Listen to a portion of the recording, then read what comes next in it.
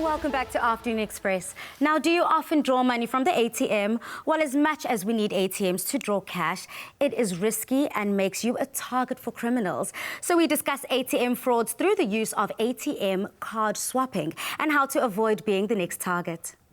Cash transactions at the ATM may be quick and convenient, and certainly necessary at times, but unfortunately, criminals exploit this opportunity to gain access to your money. So we have SABRIC CEO Kalyani Pillay back in the loft to explain how best to avoid ATM crimes like card swapping. Welcome back to the loft. Thank you, Jeannie. Now, this is such an interesting type of fraud because it happens so much, and the criminals don't look like your average crooks. So what are some of the ways that they do this fraud? Well, a whole lot, and of course different types of criminals as well. So what we're seeing is that if you look at people who draw cash at ATMs, and very often people go to draw cash at ATMs, when they're leaving the ATM, we find people getting robbed of their cash.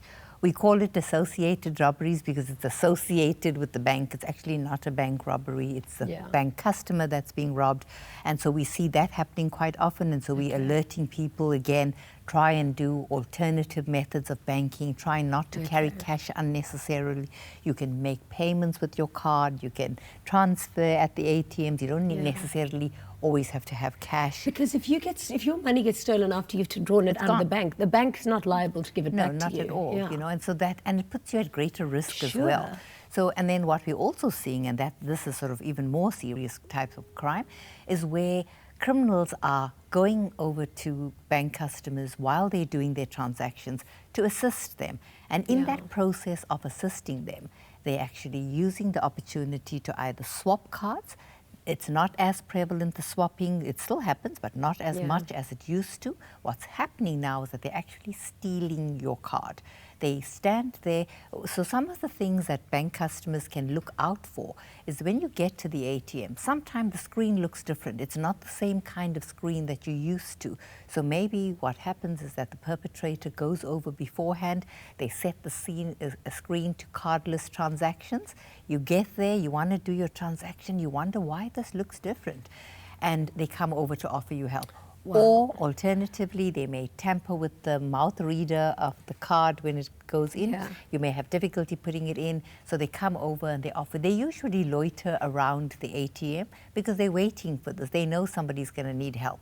They go over, they're in the process of helping you. They press the cancel button, card ejects, it's in their possession, they're stealing it, they watch you put your PIN in. The important thing is that you should never take assistance from anybody at an ATM. I was just thinking, who are the kind of people that are asking strangers for help at an ATM? But there's obviously a lot of people doing it. There are. Sometimes you find older people are asking for help, but here you're not even asking for help because you don't know how to use the machine. You look confused or you're concerned because the ATM is not doing what it's supposed to do for you. And then this person comes over and helps you. Now, one of the things also to look out for is that even if the person wears a security guard's uniform, it doesn't mean that it's okay to ask for them to help you or to allow them to help you. Even if they're wearing the logos of the bank, don't take help from somebody who's just there, you know. Rather, if you can, cancel the transaction, get your card out, leave the ATM, go into a bank branch and ask for assistance then, or alternatively, call your bank's call center number. Usually it's at the ATM. Stand right there. Don't let anyone come near you. Don't hesitate to say to somebody, can you please stand away from me? I'm busy with my transaction. So these are the kind of things we have to be concerned about because bank customers obviously everybody gets upset, and it's understandably so. If you lose any money, nobody wants to lose their hard-earned money. And so, you know, we're just alerting you again. Don't worry about whether the person looks smart in a suit and a tie or is looking very stylish and speaks very well.